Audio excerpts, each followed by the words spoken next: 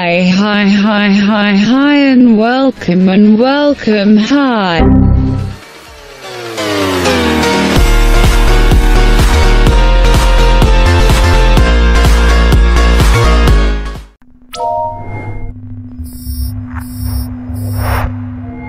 Access granted.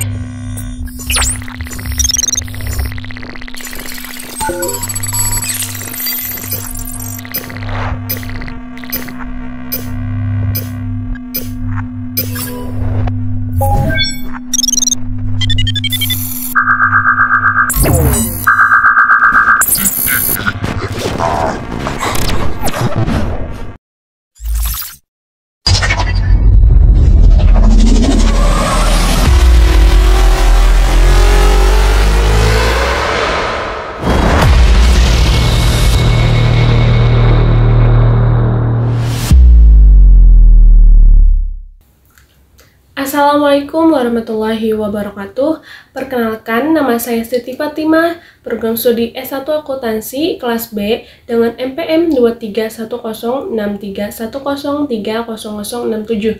Di sini saya membuat ulasan melalui video mengenai 5 pembahasan mata kuliah pengantar literasi digital. Adapun 5 pembahasannya yaitu yang pertama database, yang kedua itu sistem informasi, yang ketiga kecerdasan buatan, yang keempat bahasa pemrograman, dan yang terakhir big data. Data adalah representasi fakta dunia nyata yang mewakili suatu objek seperti manusia, hewan, peristiwa, bangunan, konsep, dan sebagainya, yang mewujudkan dalam bentuk angka, huruf, simbol, teks, gambar, audio, video, atau kombinasinya. Informasi adalah data yang diolah sedemikian rupa sehingga memiliki makna tertentu bagi pengguna. Basis data adalah suatu perorganisasian sekumpulan data yang saling terikat sehingga memudahkan aktivitas untuk memperoleh informasi. Secara fisik, data disimpan dalam bentuk kumpulan bit dan direkam dengan basis track di media penyimpanan eksternal. Untuk kemudahan dalam mengakses data dan disusun dalam suatu struktur logis. Bit adalah suatu unit data terkecil dalam komputasi digital yang pada dasarnya terdiri dari satu digit biner.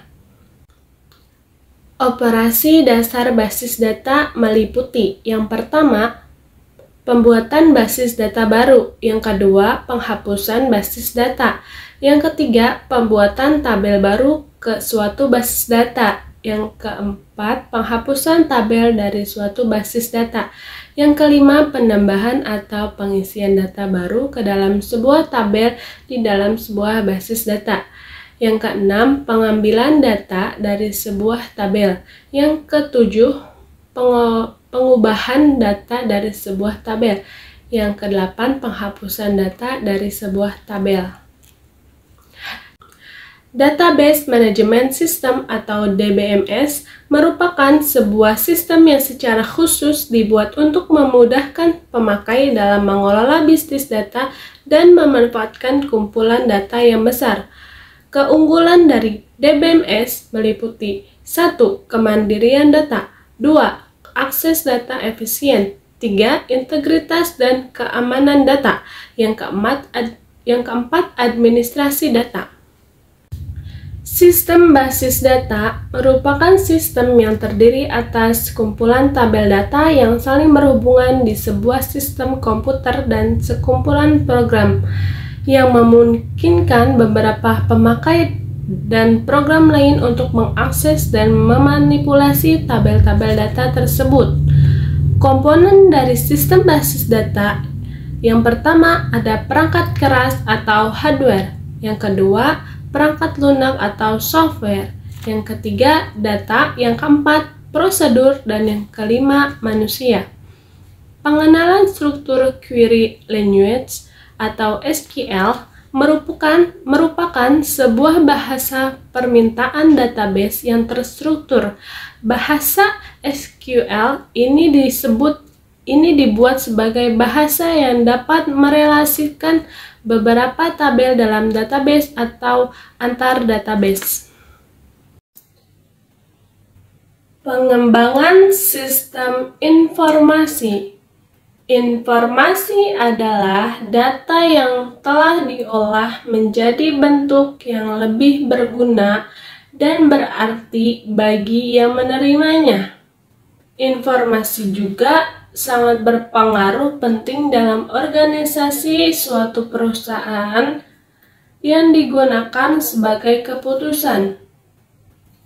Suatu perusahaan untuk mempermudah dalam memperoleh informasi biasanya melibatkan teknologi informasi yang disebut sebagai sistem informasi. Sistem informasi berfokus pada pengetahuan, proses, dan komunikasi. Jenis sistem informasi dikembangkan untuk berbagai tujuan, tergantung dari kebutuhan pengguna dan organisasi atau perusahaan. Sistem informasi dibedakan menurut dukungan terhadap pemakai dan area fungsional. Apabila sistem yang lama sudah tidak mengimbangi atau memadai kebutuhan ataupun perkembangan perusahaan, maka perlu dilakukan pengembangan sistem. Pengembangan sistem informasi ialah satu set aktivitas, metode, praktik terbaik, dan siap dikirimkan. Dengan kata lain, pengembangan sistem adalah kegiatan menyusun suatu sistem yang baru untuk menggantikan sistem yang lama. Metodologi adalah suatu metode, prosedur, konsep pekerjaan, aturan yang digunakan oleh suatu ilmu pengetahuan, seni, dan disiplin ilmu lainnya. System Development Life Cycle atau SDLC yang dimulai dari tahun 1960-an merupakan siklus pengembangan sistem atau perubahan sistem perangkat lunak dengan menggunakan model dan metodologi yang digunakan untuk mengembangkan sistem-sistem perangkat lunak sebelumnya.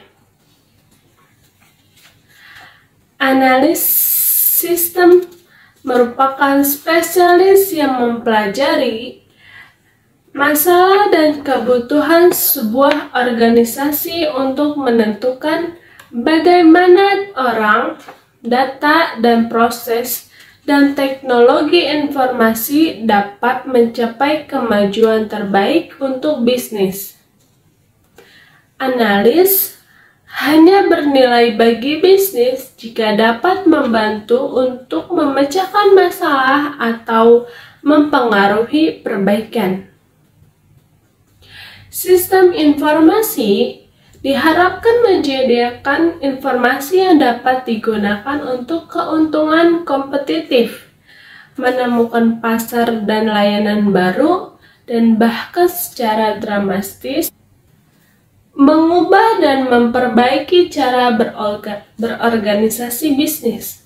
Pengetahuan dan keahlian yang harus dimiliki oleh sistem analis meliputi: yang pertama, pengetahuan dan keahlian teknik pengolahan data, teknologi komputer, dan pemrograman komputer. Yang kedua, pengetahuan tentang bisnis secara umum. Yang ketiga, pengetahuan tentang metode kuantitatif. Yang keempat, keahlian pemecahan masalah. Yang kelima, keahlian komunikasi antar personal.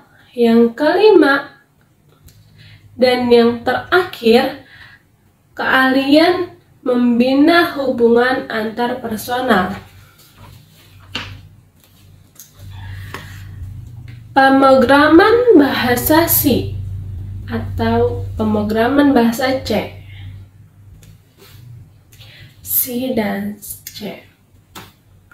Bahasa C merupakan perkembangan dari bahasa BCPL yang dikembangkan oleh Martin Richard tahun 1967. Selanjutnya, bahasa ini memberikan ide kepada Ken Thompson yang kemudian mengembangkan bahasa yang disebut bahasa B pada tahun 1970. Perkembangan selanjutnya dari bahasa B dan C oleh Dennis Ristich sekitar tahun 1970-an di Bell Telephone Laboratories in INC. Bahasa C pertama kali digunakan di komputer Digital Equipment Corporation PDP 11 yang menggunakan sistem operasi Unix. Hingga saat ini bahasa C telah merata di seluruh dunia.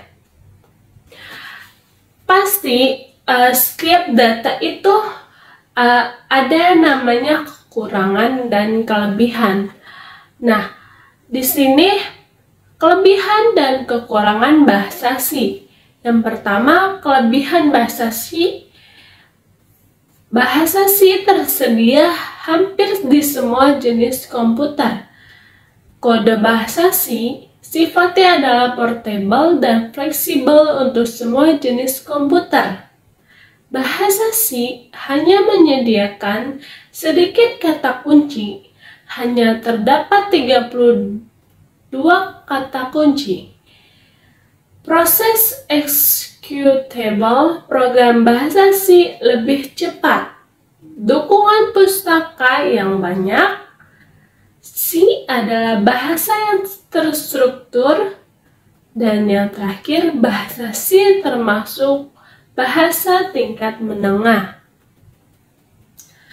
Kekurangan bahasa C. Banyaknya operator serta fleksibilitas penulisan program kadang-kadang membingungkan pemakai. Bagi pemula pada umumnya akan kesulitan menggunakan pointer.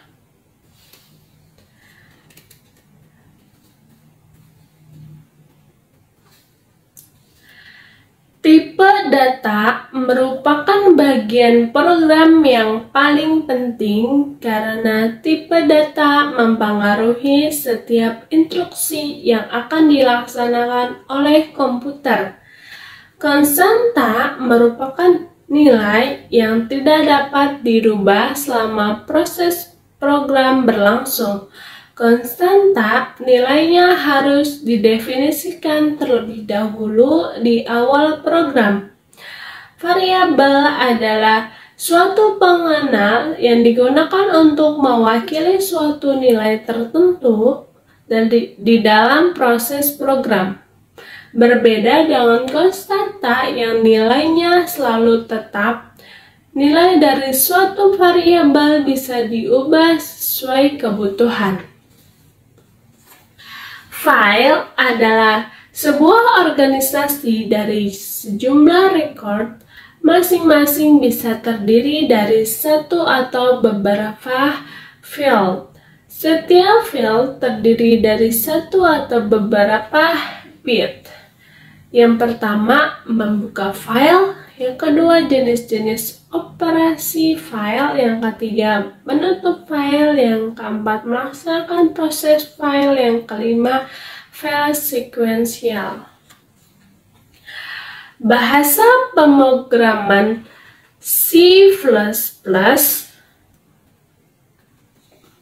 program adalah deretan instruksi yang digunakan untuk mengendalikan komputer, sehingga komputer dapat melakukan tindakan sesuai dengan yang dihendaki pembuatannya. Sebuah program bisa dikatakan baik jika Algoritmanya jelas terstruktur dan mudah dibaca oleh orang lain. Setiap bahasa pemrograman mempunyai kelebihan dan kekurangan masing-masing.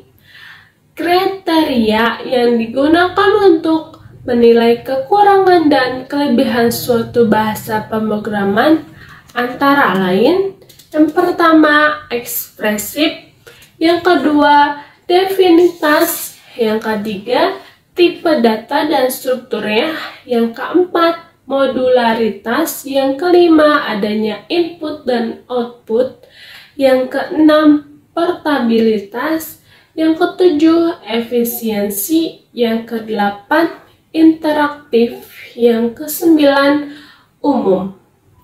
C++ merupakan bahasa pemrograman yang mendukung pemrograman berorientasi objek, bersifat case sensitif, yang artinya membedakan antara huruf besar dan kecil.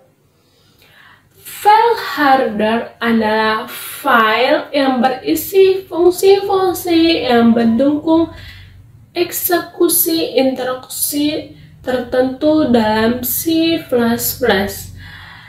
dan telah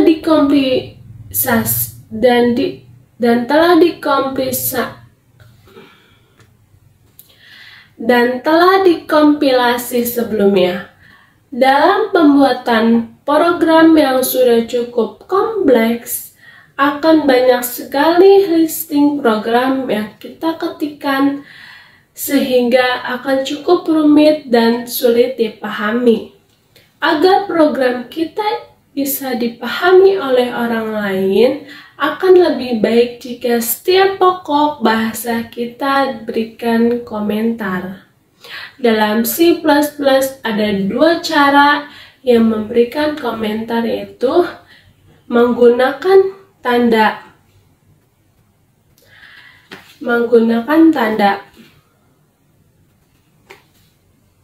Mengerti kan? Kecerdasan buatan atau artificial intelligence adalah salah satu disiplin ilmu dalam bidang komputer yang harus berkembang. Bidang kecerdasan buatan atau AI berusaha tidak hanya untuk memahami, tetapi juga untuk membangun entitas cerdas. Jika bakal AI dikerjakan oleh MC Chola dan dengan neuron buatan yang menirukan cara kerja neuron manusia dengan logika profesional, bisa menyelesaikan fungsi komputasi dan dengan struktur neural network. Kemampuan untuk problem solving adalah salah satu cara untuk mengukur kecerdasan dalam berbagai konteks. Terlihat di sini bahwa mesin cerdas akan diragukan untuk dapat melayani keperluan khusus jika tidak perlu menangani permasalahan kecil yang biasa dikerjakan orang secara rutin. Definisi AI dapat dikategorikan menjadi dua. Definisi utama yang membahas proses atau penalaran berpikir dan berperilaku. AI dapat dijabarkan lagi berdasarkan kinerja dan rasio. Dalam representasi, sebuah fakta digunakan dalam sebuah proses program. Kita juga harus konsisten dengan representasi yang menggunakan bahasa natural. Representasi yang baik harus mengemukakan hal secara eksplisit, membuat masalah menjadi transparan, komplit, dan efisien, menampilkan batasan-batasan alami yang ada, menghilangkan atau menekan detail-detail yang diperlukan. Big data Terdapat beberapa proyek yang mengolah data dengan jumlah yang sangat besar.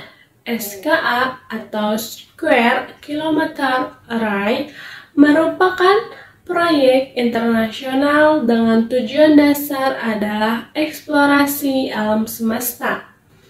SKA merupakan kumpulan dari beberapa jenis antena yang disebut array terhubung. Proses analisis kumpulan data tidak terstruktur dengan skala besar telah memunculkan istilah baru yang dikenal sebagai big data. Pemrosesan data secara tradisional tidak dapat memproses data yang besar dan kompleks tersebut. Berbagai aspek teknis diperlukan untuk mempresentasikan bagaimana big data dapat diproses. Pengetahuan tentang teknik analis dengan data sangat penting untuk diterapkan di berbagai ilmu untuk mengembangkan dan menemukan hal-hal baru. Tahapan utama dari pemrosesan data skala besar adalah sumber data, manajemen data, kerangka kerja komputasi dan analisis data. Pemrosesan data tradisional tidak dapat memproses data yang besar dan kompleks. Contoh big data adalah data orang yang dihasilkan melalui media sosial. Kumpulan data dengan skala besar merupakan kombinasi dari kumpulan data dalam jumlah besar, kompleks, beragam, dan heterogeni yang dihasilkan dari berbagai sumber. Pengambilan data merupakan tugas utama yang paling awal dalam proses pengelolaan big data. Data dapat diambil dari berbagai sumber seperti log server, perangkat sensor, dan mesin pencari. Setelah dihasilkan dari berbagai sumber berbeda, maka tahap selanjutnya adalah pengelolaan data yang dikategorikan menjadi dua, yaitu penyimpanan dan pengembalian kembali data. Tahap akhir data pemrosesan big data adalah analisis dan visualisasi data. Pada tahap analisis ini, data dimodelkan menggunakan algoritma machine learning atau ML, dan analisis menggunakan teknik statistik atau data mining untuk mendapatkan bola tersembunyi. Pernahkah kita berpikir dalam kehidupan sehari-hari ketika kita melakukan transfer uang lewat internet banking, membeli tiket pesawat, di mana data kita disimpan? Database adalah sarana penyimpanan data kita di dalam komputer server. Fungsi database itu seperti menyimpan informasi yang di dalamnya terkandung serpihan-serpihan data.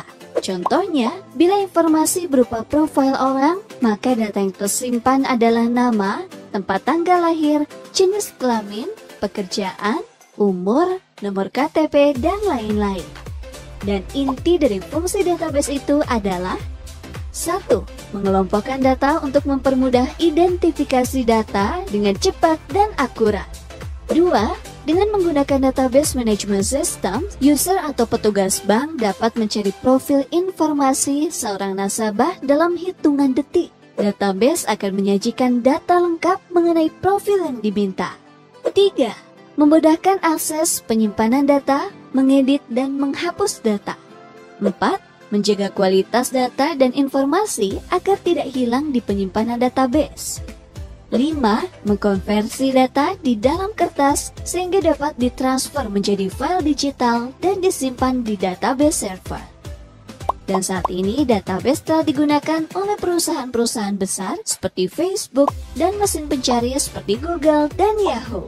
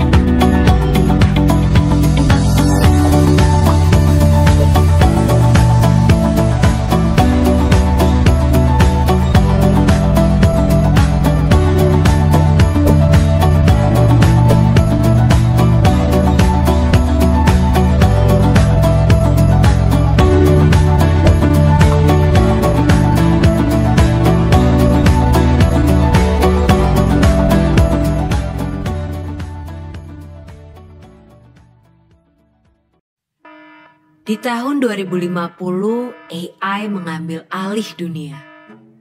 Robot-robot melawan dan menguasai jalanan. Manusia yang selamat diburu habis-habisan. Akankah kita bisa bertahan?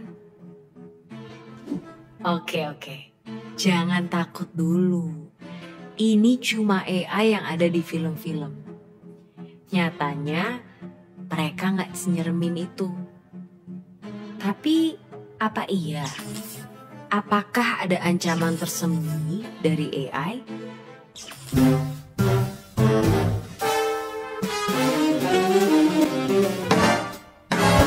Sebelum ke situ, ayo kenalan sama mereka. Simpelnya banget, AI adalah program yang didesain untuk berpikir dan ngambil tindakan kayak manusia. Mereka bahkan bisa belajar sendiri lewat latihan yang dikasih programmernya biar bisa diajak ngobrol, ngolah informasi, sampai punya kesadaran selevel anak bayi. Dan fitur-fitur keren inilah yang bikin CEO Tesla sampai prediksi kalau AI bisa lebih pintar dari manusia. Yang sebenarnya ini juga bisa jadi tanda bahaya, seperti yang pernah dibilang oleh sang perumus Theory of Everything.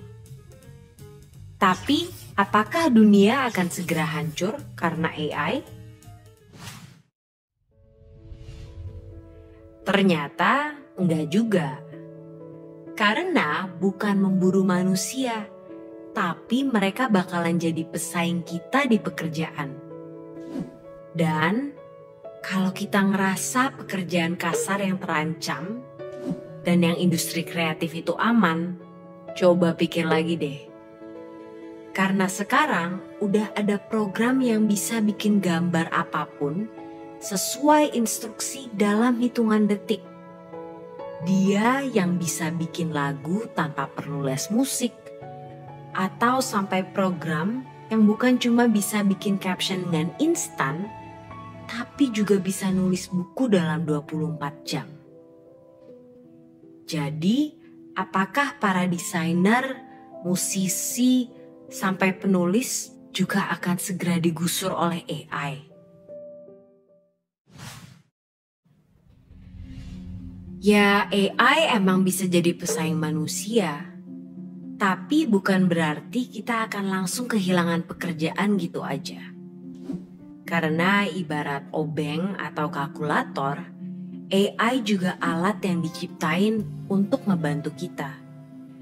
Biar pekerjaan kita lebih cepat selesai, gak makan banyak tenaga, dan ngasilin lebih banyak barang. Dan walaupun AI udah berkembang pesat, mereka juga tentunya belum bisa nyaingin kreativitas kita. Apalagi rasa simpati dan empati. Bakat-bakat inilah yang harus dilatih sama generasi muda biar bisa jalan beriringan dengan perkembangan teknologi. Dan topik ini jugalah yang jadi satu bahasan penting yang didiskusiin sama para pemimpin dunia di G20 tahun ini. Salah satunya lewat diskusi pemuda negara-negara G20, yaitu Y20, yang fokus ningkatin skill dan literasi pekerja di bidang digital sampai ke bahasannya orang muda buat mikirin cara beradaptasi dari tantangan derasnya laju perkembangan teknologi. Hasil diskusi yang udah dilakuin berbulan-bulan ini akan diserahkan dalam bentuk rekomendasi yang fokus ke 4 isu prioritas. 2 diantaranya tadi membahas tentang ketenaga kerjaan pemuda dan transformasi digital. Dokumen ini nantinya akan dibawa oleh Pak Presiden Jokowi untuk didiskusiin lebih lanjut dalam Forum G20 di Bali pada November 2022 yang harapannya nanti hasilnya bisa dirasain sama seluruh warga negara-negara G20 lainnya. Jadi itulah dia AI dan segala ceritanya. Mulai dari tantangan sampai peluangnya. Selain kita perlu melajarin dan nyikapin AI dari kedua sisi, kita juga harus punya sifat satu ini. Ya, curiosity. Sebagai generasi muda harus terus penasaran sama perkembangan teknologi, biar bisa beradaptasi dan ikut ambil bagian. Karena kalau kita cuek dan terlalu terlena sama kecanggihannya, bukannya nggak mungkin di masa depan nanti kita semua bakal jadi pengangguran. Dan seperti biasa, terima kasih.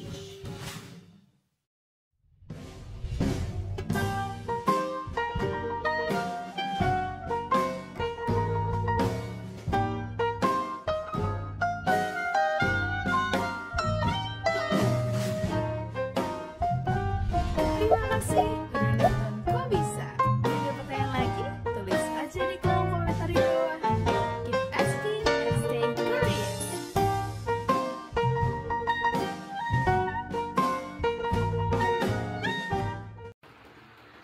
Nah, sekarang kita akan memasuki materi tentang coding. Coding adalah proses menuliskan instruksi untuk komputer agar dapat menjalankan tugas-tugas tertentu. Nah, saat ini memahami apa itu coding sebenarnya menjadi hal penting bagi siapapun, baik yang berkarir di dunia IT maupun pengguna teknologi pada umumnya. Sederhananya, coding adalah proses untuk menulis kode dalam bahasa pemrograman dengan maksud untuk berkomunikasi dengan komputer, sebab komputer tidak memahami bahasa manusia sehingga kita perlu menggunakan bahasa mesin.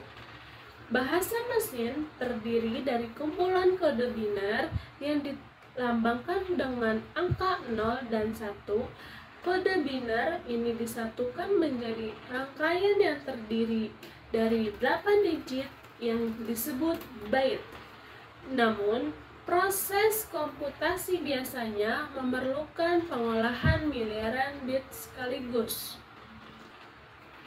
Tugas pengolahan ini tentunya tidak bisa dilakukan oleh manusia karena pasti akan memakan waktu yang rawan terjadi error.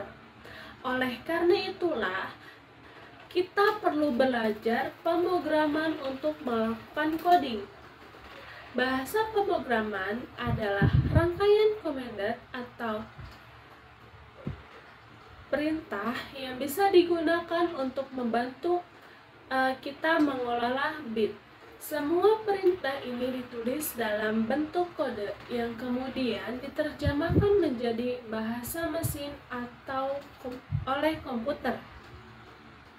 Nah, dengan memahami apa itu coding, kita dapat berkomunikasi dengan komputer secara efektif agar bisa menginstruksikan hal-hal yang kita inginkan. Manfaat belajar coding. coding dapat membantu kita melakukan berbagai hal di kehidupan sehari-hari. Misalnya, sebagai sarana menghasilkan uang, mengotomatiskan tugas, memecahkan masalah, meningkatkan kreativitas, dan memperluas wawasan. Tidak itu saja, manfaat coding yang pertama, prospek karir yang cerah sebagai programmer. Manfaat belajar coding di zaman sekarang ini tidak hanya memungkinkan kita memiliki keterampilan teknis, tapi juga menjadi kesempatan besar menuju karir untuk menjadi programmer atau developer. Apalagi di era yang serba teknologi ini, programmer sangat diperlukan di berbagai bidang, mulai dari pengembangan aplikasi, pengembangan dan desain website, serta pembuatan software. Selain itu, pemahaman tentang coding juga bisa menjadi fondasi untuk menempuh jalur karir lainnya. Misalnya di bidang AI, tingginya permintaan akan tenaga ahli yang memahami coding juga menghadirkan peluang penghasilan yang menarik. Yang kedua, penghasilan yang tinggi. Dengan belajar coding, kita akan memiliki potensi penghasilan yang menarik. Misalnya, jika menempuh karir sebagai web developer, rata-rata gaji yang kita dapatkan akan cukup tinggi dan bahkan mengalami kenaikan hingga 15% lebih baik dari sektor lainnya. Di samping itu, kalau menekuni profesi sebagai software engineer, kita akan memiliki peluang yang tak kalah menggiurkan. Yang ketiga, bisa bekerja di mana saja sebagai digital nomad. Kita bisa menjadi digital nomad dengan memahami coding. Nah, digital nomad adalah prosesi di dunia IT yang bekerja seperti freelance, di mana Anda bisa bebas bekerja di mana saja dan kapan saja.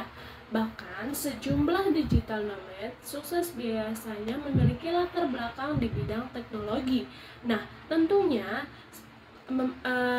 saja memahami pemrograman akan memberi kita peluang kerja jarak jauh serta sambil berkeliling dunia. Nah, siapa sih yang nggak mau ya kerja di mana aja, tapi kita bisa dapat peluang untuk kerja sampai luar negeri. Nah, ada jenis bahasa pemrograman. Yang pertama ada PHP, adalah bahasa pemrograman yang kita pelajari jika kita ingin menjadi web developer, sebab PHP bisa digunakan untuk mendukung fungsi website development seperti menjalankan fungsi sistem file, misalnya membuka, menulis, dan menutup file. Kedua, mengatur form, misalnya mengumpulkan data dari satu file, menyimpan data ke suatu file, hingga mengirim data melalui email. Yang ketiga, mengatur database situs web, misalnya menambahkan, menghapus, dan memodifikasi database. Yang keempat, mengatur cookies program website. Yang kelima, melarang pengunjung mengakses halaman tertentu dalam sebuah website. Nah, terus yang terakhir ada encrypt data programmer website. Yang kedua ada JavaScript, adalah bahasa pemrograman bagi Anda yang ingin belajar membuat program website dengan tampilan dan konten yang dinamis. Artinya, bahasa pemrograman JavaScript untuk coding adalah hal yang bisa membantu Anda membuat konten bergerak tanpa perlu mereload halaman. Contohnya yaitu pertambahan jumlah retweet dan likes di aplikasi Twitter yang ditampilkan secara langsung. Tidak hanya itu saja, Kita juga bisa membuat website dengan gambar animasi, slideshow foto, dan pengisian polling. Yang ketiga, bahasa pemrograman Python adalah bahasa pemrograman yang perlu dipelajari sebab bagi pemula. Bahasa pemrograman ini mudah, kode sintaks sederhana, dan mirip dengan bahasa Inggris. Kemudahan sintaks itulah yang membuat jumlah pengguna bahasa pemrograman Python ini semakin banyak. Buktinya tingkat popularitasnya mencapai 11% pada tahun 2021, naik 2% pada tahun 2020. Meskipun sederhana, Python ini ternyata serba bisa. Ia sering dipakai untuk mengelola server website dan mengembangkan perangkat lunak. Nah, yang keempat ada Java. Java adalah bahasa pemrograman yang wajib dipelajari untuk belajar coding aplikasi mobile. Tidak hanya itu, Java juga bisa digunakan untuk membangun aplikasi desktop. Java saat ini sudah berusia 26 tahun. Wah, cukup tua juga ya. Akan tetapi penggunanya masih banyak loh. Pada tahun 2021 saja pengguna mencapai 35% dari developer di seluruh dunia. Ada beberapa alasan mengapa Java masih saja relevan saat ini, yaitu yang pertama, user friendly. Bahasa pemrograman ini cukup mudah digunakan sebab kode sintaksnya sederhana dan mirip bahasa Inggris. Hal ini membuat pemula mudah mempelajari dasar bahasa pemrograman Java dan berpindah ke Java yang lebih advance. Yang kedua, portable. Java adalah bahasa pemrograman yang portable, artinya Java akan tetap kompatibel jika digunakan di berbagai platform. Yang terakhir, sumber pembelajarannya lengkap dan mudah diakses. Java adalah bahasa yang usianya sudah tua, oleh karena itu dokumentasi pembelajarannya pun sudah banyak akan tersedia secara gratis. Contohnya Chipster, Maven, dan Google Guava. Yang kelima ada Ruby. Ruby adalah bahasa pemrograman open source yang bisa Anda pakai tanpa perlu membayar lisensi. Bahasa ini pertama kali dikenalkan ke publik tahun 1993 lalu. Awalnya bahasa pemrograman Ruby hanya cocok digunakan untuk membangun program desktop. Namun sejak kemunculan frameworks Ruby on Rails, ia kini bisa diandalkan untuk membangun website dengan mudah. Beberapa alasan kenapa Ruby bisa jadi pilihan kita yang ingin belajar coding. Yang pertama, kompatibel dengan tools GUI. Ruby kompatibel dengan berbagai tools berbasis GUI, Graphic User Interface, seperti GTK dan OpenGL. Fleksibel untuk berbagai keperluan. Ruby dan frameworks lain cukup bisa diandalkan untuk membangun aplikasi desktop dan web. Yang terakhir, kode yang ringkas. Sintaks bahasa pemrogramannya Ruby cukup ringkas, sehingga cocok bagi Anda programmer yang pemula. Yang keenam, HTML. Kerap disebut sebagai bahasa pemrograman, akan tetapi sebenarnya HTML ini adalah bahasa markup. Apa sih bahasa markup itu? Bahasa markup dalam arti coding adalah sebuah bahasa komputer yang menggunakan teks atau tanda. Tanda-tanda ini akan dibaca, diterjemahkan oleh komputer menjadi tampilan program website. Belajar HTML ini penting loh, sebab bahasa markup digunakan untuk membuat struktur halaman website. Sedikit banyak ini akan berpengaruh ke aspek SEO website Anda.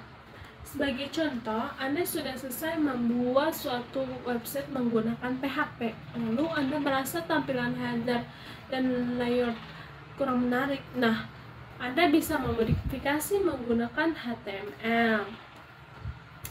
Yang ketujuh ada CSS. Jika ingin website yang Anda kembangkan lebih menarik lagi, PHP dan HTML belum cukup. Nah, Anda juga perlu belajar CSS yang berfungsi sebagai bahasa desain. Kok bisa disebut dengan bahasa desain sih? Sebab CSS berguna untuk mendesain halaman depan atau tampilan website, misalnya warna teks, jenis font, baris antar paragraf, ukuran kolom, dan jenis background.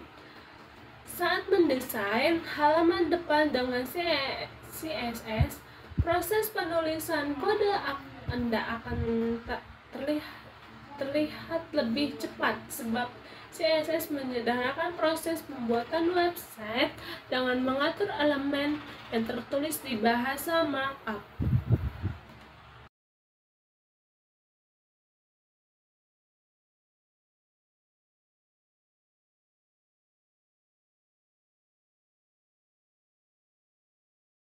I always thought programming was meant to be difficult and boring. What did he say? I actually had to mentally prepare myself to start coding because sometimes opening up VS Code gave me anxiety. But then I realized something. Programming isn't studying. Studying is boring and hard. Programming is a creative craft. It's like drawing, making music, or even gaming. You're literally making value out of thin air. Looking at programming as one of my hobbies shifted my entire mindset from coding is hard to coding is actually really fun, even though it can be hard sometimes. As soon as I saw programming as a hobby I can level up in, I started learning more about coding communities, new tech or CS concepts I can use. It actually made me passionate about programming and computer science, because like most people, I was brought into the field for money and job security. Now when I have to study something for programming, it's fun because I know I can go apply these things later on in my projects. Making programming a hobby made the experience of learning to code a lot more casual and fun, and more importantly, it got me coding every single day. Obviously, don't treat it as a hobby when you're coding for work, but having it as a hobby and seeing it as one while you're still learning can take a lot of the pressure away and replace it with fun. I bet you're wondering. How do I apply this? Find an area of programming you love. That can be doing coding challenges from Code Wars, It's over 9,000! math puzzles from Project Euler, writing small scripts in Python and Bash, or my personal favorite, cloning popular websites. Program what you love until you love programming. Thank you for your time. I'm Big Bucks. You don't need to study anymore. You don't need another book, Udemy tutorial. Stop looking for the perfect programming language, Notion note-taking system. Get off Reddit, get off YouTube, get off Twitter.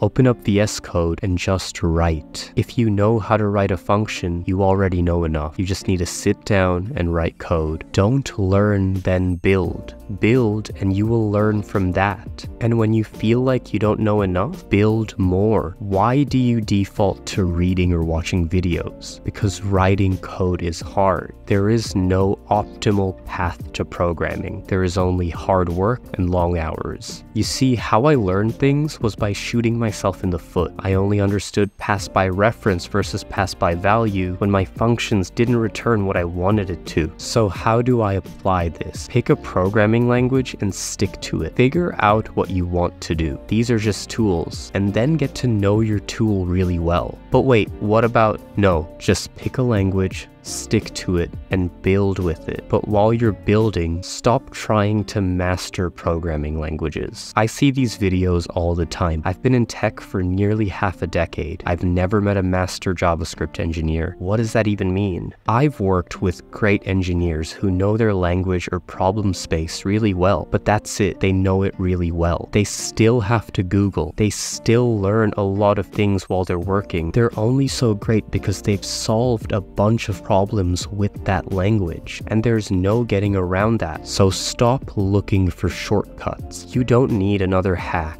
You don't need another video on how to get a job fast. There are no shortcuts, just hard work with long hours, building and solving problems. Thank you for your time. I am Big Box.